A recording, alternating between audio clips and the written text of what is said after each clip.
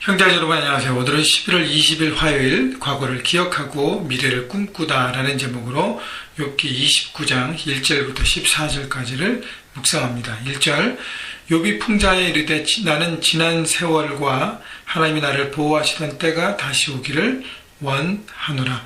자, 고난받기 전에 하나님 안에 거했던 자신의 삶을 욥은 되돌아봅니다. 그때는 하나님께서 이렇게 나와 친밀하게 가까이 있으시고 내가 하나님 앞에 내 모든 것을 다 드리고 고백하고 하나님 내 삶의 주인 되셔서 늘 교제하고 교통하고 우리가 매일매일 말씀 묵상의 큐티를 통해서 하나님의 뜻을 바라보고 그 뜻을 붙잡고 순종했던 것처럼 욥이 계속적으로 과거에 하나님과 함께 누렸던 삶에 대해서 회상합니다. 돌아봅니다.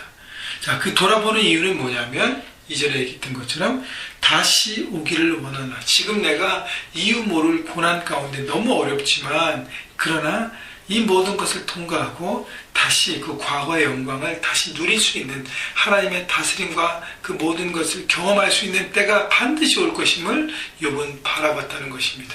여러분, 그렇기 때문에 믿음은요, 보지 않는 것을 믿지만 보지 않는 가운데 그 말씀을 바라보는 것입니다. 근데 중요한 것은요, 과거에 내 삶 가운데 역사했던 그 하나님을 기억하면 우리가 하나님을 더 구체적으로 믿고 의지하고 나갈 수 있는 것입니다.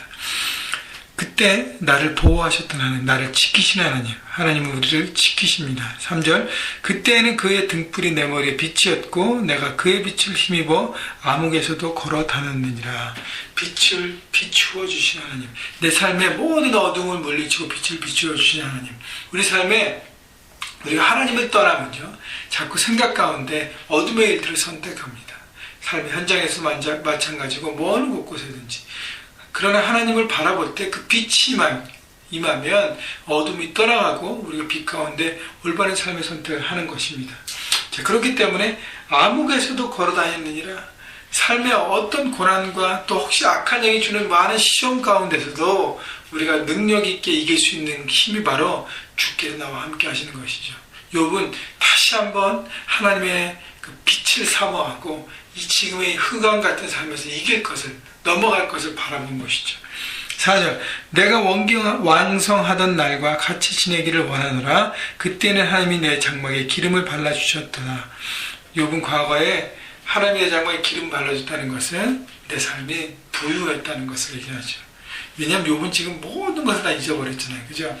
그때는 참 부유했고 하나님 내 안에 풍성하게 채우셨다는 것을 기억하고 사모하고 또 바라본 것입니다. 5절 그때는 전능자가 아직도 나와 함께 계셨으며 나의 젊은이들이 나를 둘러 있었으며 젖으로 내 발뒤치를 씻으며 바위가 나를 위하여 기름 시내를 쏟아냈으며. 자, 그때는 전능자가 나와 함께 하셨다는 것은 하나님과 나의 관계가 이렇게 친밀했다는 것이에요. 풍성하게 주님을 의지하고 바라고 찬양하고 주님의 뜻을 듣고 순종하고 그런 친밀한 교제, 똑같이 수직적인 교제뿐 아니라 수평적인 교제에 젊은이들, 나의 2세들, 나의 자녀들, 어린 아이들, 모든 사람들과 같이 이렇게 친밀하게 보냈다는 것, 같이 함께 공유하고 친밀한 교제와 관계를 누리고 있다는 것. 그래서 이 관계의 큰 축복을 욥은 누리고 살았다는 것입니다. 7절 그때에는 내가 나가서 성문에 이르기도 하며 내 자리를 거리에 마련하기도 하였느니라. 이것은 어떤 공동체의 삶에 영향력 있는 삶을 살았다는 것이죠. 성문과 내 자리를 거리에 마련했다는 것은 성문, 가장 사람들이 많이 지나다니는 그것에서 내가 내 역할을 감당했다는 것입니다. 욥은 동방에서 가장 유력한 자라고 성경이 욥기를 시작하면서 얘기합니다. 그래서 이 일대에서 가장 강력한 영향력을 미치는 리더였다는 것이죠. 보이지 않는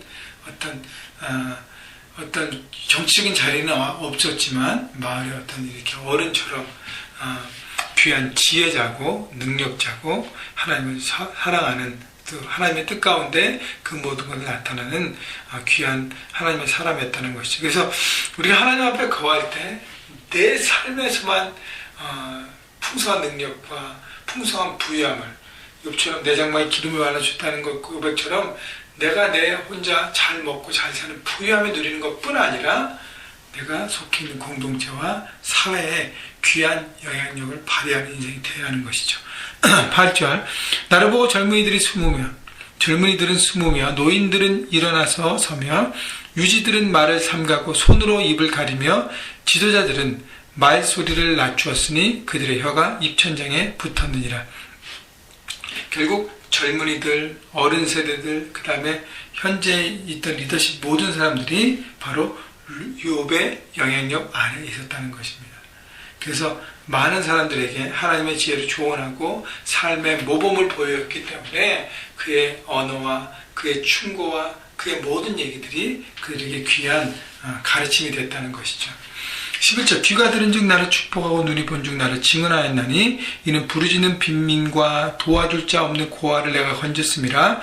망하게 된 자도 나를 위하여 복을 빌었으며 과부의 마음이 나를 말미암아 기뻐 노래하였느니라. 그러니까 성경에서 고아와 과부 이렇게 얘기하면 어떻게 가장 연약한 사회에서 가장 연약한 사람을 얘기합니다. 욥은 이런 사람들을 귀하게 돕고 섬기고 그렇게 사랑으로 베풀었습니다. 그렇기 때문에 이들로부터 감사합니다, 너무 귀합니다라는 축복과 기쁨의 이야기들이 욥 삶 가운데 풍성했다는 것이죠. 다시 얘기하면 하나님의 축복을 누리는 삶은 하나님의 주신 축복을 받고 혼자와 자기 가족과 함께 누리는 것에 머무르는 것이 아니라 내 주변을 향해서 흘러내려가야 하는 것이죠. 그래서 욥은 리더들에게, 젊은이들에게, 또 어르신들을 공경하고 섬기고 또 연약한 사람들, 주변에 연약한 사람들을 돕고 구체적으로 섬겼기 때문에 그들과 함께 어울리는 삶을 살았습니다. 14절 내가 의를 옷으로 삼아 입었으며 나의 정의는 겉옷과 모자 같았느니라. 항상 의를 추구하는 삶을 살았다는 것이 죄를 멀리하고 올바른 삶을 선택했습니다. 이것이 바로 욥이 과거에 하나님과 함께 누리며 살아갔던 삶의 모습입니다. 욥은 다시 이 삶을 바라보고 모든 고난의 과정을 통과하고 이 하나님의 축복된 하나님과의 관계와 사람들과의 관계의 풍성함을 누릴 것을 바라본 것입니다. 여러분, 우리가 하나님의 축복을 늘 바라봅니다. 뭐가 가장 축복이? 하나님이 내 삶에 가장 함께 하시고 구체적으로 임하시는 것, 하나님 나를 지키시고 보호하심을 느끼고 하나님 내 삶의 주인 되심을 고백하고 그렇게 살아가는 것이 축복입니다. 하나님의 안에 거하는 것, 그 다음에 주신 축복을 내 주변에 많은 사람들과 나누고 섬기고 베풀고 흘려보내는 것이 축복이라는 것입니다. 여러분, 그렇게 귀한 축복을 누리시는 삶이 되기를 바라고요. 요즘 여러분 삶에 좀 궁핍하고 어려움이 있습니까? 과거에 하나님께서 베푸셨던 그 은혜를 기억하십시오. 그리고 사모하십시오. 그러면 하나님의 은혜를 다시 회복하고 그 풍성함을 경험하고 모든 어려움들을 어둠을 통과하는 빛의 삶을 살 것입니다. 여러분 모두 한 주간 또 이제 내일 모레면 추수감사 당일인데 계속적으로 감사하시면서 하나님의 은혜를 사모하시면서 풍성한 은혜를 누리시는 여러분 모두가 되시기를 주님의 이름으로 축원합니다.